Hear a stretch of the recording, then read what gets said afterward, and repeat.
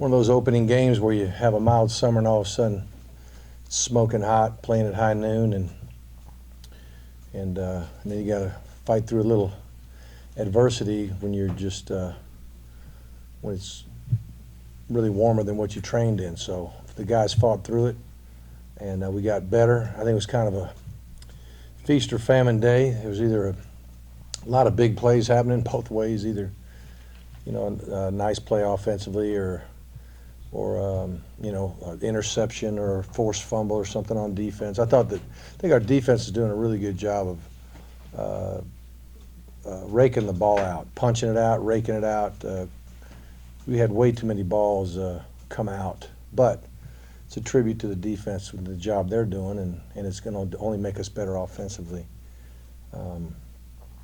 But overall, I thought the guys, fought through it pretty good. I thought we got better today, and I hear it's going to be maybe even warmer Thursday and Saturday, so it'll be good for us to get a little taste of it. With that, I'll open it up to your questions. Coach Keith was back in red today. Does that mean he's without limitation? Is he 100% back with you guys? I wouldn't say 100%, but he did get reps. He got more work than I thought he would. I wouldn't say he's back 100% right this minute, but he did get some reps, which is good for him and good for his fellow backs. Takes a little pressure off him. We had Hegedus got some reps today as well, and you could tell he was fatiguing before the practice was over. I'm not sure he finished the practice. I don't think he re-pulled it or anything, but I think we were just trying to be a little careful with those two guys as to how many reps they got today, first day back. Without any setbacks, would Keith go on Saturday? I don't know, because this morning in our staff meeting when we talked about the injuries, Keith was, I wouldn't say doubtful for today, but it was kind of pending, how he felt going in, but I just didn't think he'd practice, but he actually got a lot more today than I thought he would. So, will it be enough to go full speed on Saturday? I don't know. Coach, I know you talked the other day about your receiver maybe not be quite as pleased with the way they were catching the ball. How are they doing right now? It's still inconsistent overall. I'm not going to call names out, but it's probably been more confined to one or two guys than it has been the whole group. But there's been too many balls on the ground. We've gotten better. I mean, the first couple of days, that's when I said we got to do a quality control report on how many balls we've dropped so far in camp. I think by the first 3 days, I think I said we dropped 90 balls or something in all the drills and all the positions, not just receivers. And we've improved drastically from that. But there's still too many balls. Here's the deal. If you get a play where you protect and you get a guy open and you put the ball in the money, you got to catch it. It's too hard. And if you're going to hit 60, 70% of your passes, which is what we're kind of shooting for, you got to take advantage of the times when the times are good, because there's going to be balls batted down at the line of scrimmage. There's going to be times when you got to throw the ball away, or they sniff out a screen and you got to burn the ball. And so you get your incompletions off of those. But when everything's right, you got to, in that quarterback room, you got to hit, 95% of those, and you got to catch, 95% of them. But it has gotten a lot better from the first 3 days, but we still got a ways to go as a unit. What do you see from Kimber and Carter on the inside for you, and what does that say about just that group in general over the last few seasons, that you've been able to get guys experience as time has gone on when their time finally comes? Right. They've had a lot of practice reps, coming into this year. They're not rookies by any means. I think that they have tried to take on the leadership role in there. They've tried to, be vocal as far as making calls and playing aggressive.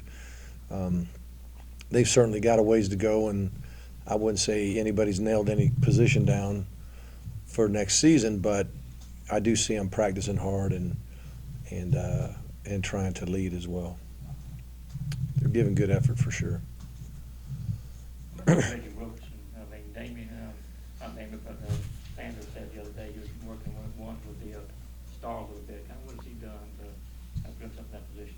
Well, part of it is trying to find the right combination. Part of it is guys, gaining more experience and learning what to do and putting themselves in position to get some quality reps so coaches can make some decisions. But, I think he's had a solid spring so far. I think he's been I can't think of a guy who's not trying his tail off to do it the way we're asking him to do it. I can't think of one guy. So, he's one of many that are busting his tail trying to prove that he deserves some snaps in the season and can help us on specials as well. Coach, unlike last spring, you've got kind of a full room at tight end, and those guys are making plays and specials and things like that. Can you kind of talk about that position and how deep you guys are there right now?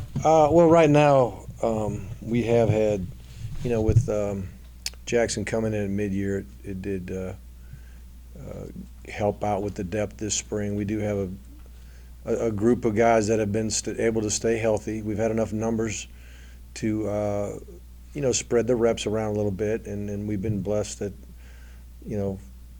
no one's pulled a muscle or gotten nicked up. I don't know if any of them's missed any practice yet this spring, and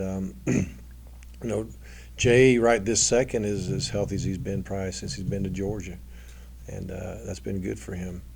But they're a bunch of guys that are they take to coaching well. I think they got the right body types. I think they've got skills to catch and run block, pass block. It's a pretty versatile group of guys.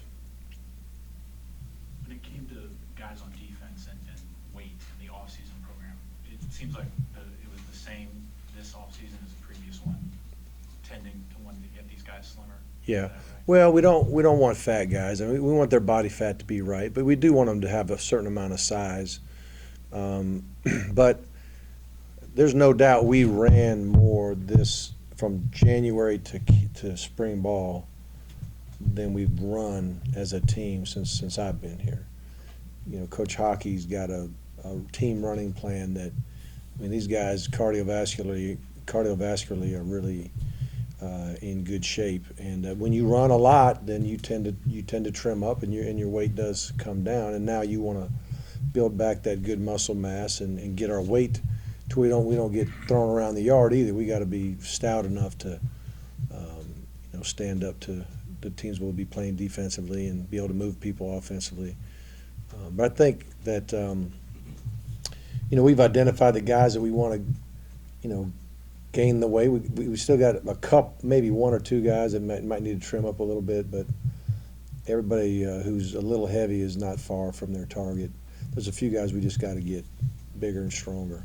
I know you'd love to have like a 370 whatever pound nose tackle in the middle, but when you look at your all's run defense last year, it was very good in a lot of games. Then there were two it wasn't. Did Right. you see those two games as being games that were kind of the edges were the problem more so than?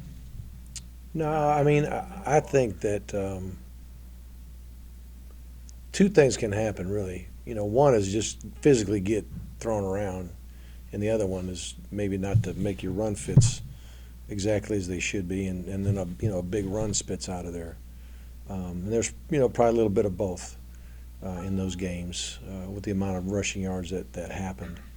But the bottom line is we got to be physical enough and play with good pad level and good fundamentals enough to keep from getting moved. People want to move you, horizontally or vertically. They want to get some kind of movement from your down lineman, and those guys got to be stout enough to keep that from happening. And our backers got to be able to fit properly, and safeties come and fit properly. Everybody's got to do their job. So it's a combination of all that when you have that much rushing yardage on you. Mark, what do you think about your secondary? It seems like you have a lot of guys that got a lot of action last year, extensive action for the first time in their careers that you have back. Obviously, Yeah. Damien's not, but other guys. Right. They've been competing hard. You could tell they got a much greater understanding of what we're trying to do matching routes and things of that nature, and being in the right leverage, and just, you got to be in position to make plays, and then you got to make the plays when they present themselves. But there's a lot more guys that really understand what they're doing this spring compared to a year ago, but it's it's just like a lot of positions on this team and on defense. We got to compete again in the fall, because there's guys coming in that are going to put some pressure on people. And not only are the guys competing against whoever they're competing against this spring, but they're competing against guys that are on the way. And we're not afraid to let some young guys get some snaps, quality snaps in camp. And we're not going to say, well, you're fourth string or whatever because you're a rookie. We're going to put them in there and see what they can do. And so there's a lot of competition still to happen. Coach, I know you can't mention names when it comes to recruiting, but and you did have a lot of guys out there today. How unusual is that to have maybe that many for like a regular practice opposed to like G-Day when a lot of them typically do show up? You know what? I think, first of all, there's some spring break going on, so that frees up guys to come. And the other thing is, what was a typical junior day, targeting everybody for that day. There's some value in that, and we still do that. But we've really changed our philosophy a little bit to say, just target the guys we like them, we like the most, and say, you come when it fits your schedule. We'll make it work. That's why, like a Tuesday, you'll have a bunch, and really any given day, there's some guys in town. Yesterday, there's guys. We had one day, the Saturday before the junior day, we might have had more guys that we offered than the day that we had the junior day. It's kind of where it fits their schedule, and so we're going after the guys that we like, and say, hey, get on this campus as many times as possible, and you come when it fits your schedule. You like being able to kind of show the kids though what the coach is all about in practice? Oh yeah, we love them to come to practice, because it's. They get to see who they're competing against. They get to see the coaching style, and they just get a little flavor of the excitement of a day like today. I mean, it's good stuff. Coach Sales said last week you guys were testing the waters with Lamont Gilliard on the offensive line. That's 3 practices old now. How is that going? I think he's got a very good body type. I think he is very strong. I think he's